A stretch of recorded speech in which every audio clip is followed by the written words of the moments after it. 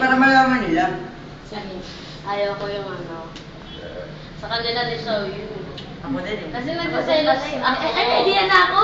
O sa utak ko nga. Nagsiselos ako pag parang, hindi sa kanya, kay siya. Kasi di ba nasanay tayo na lagi natin kasama si Evelyn. Tapos nung naging sila, di ba pag naglalakad tayo, magkakasabay tayo, ganyan. Tapos nung naging sila, parang sabay-sabay tayo naglalakad, tapos maglilingon tayo, sila na magkasabay. Siyempre nakaka. Ikaw, anong ayaw mo sa akin? Bigay. Wait! Ah! Bakit ayaw mo na? Ako, Pero nung kaya din siya, kasi di ba naging kayo nung second year kayo? Second year tayo? Oo. Yo, totoo yan? Siguro, ang first year kami siya, best friend ko kaya yun. Tapos ngayon, yung naging kayo, parang hindi ko na siya naging best friend.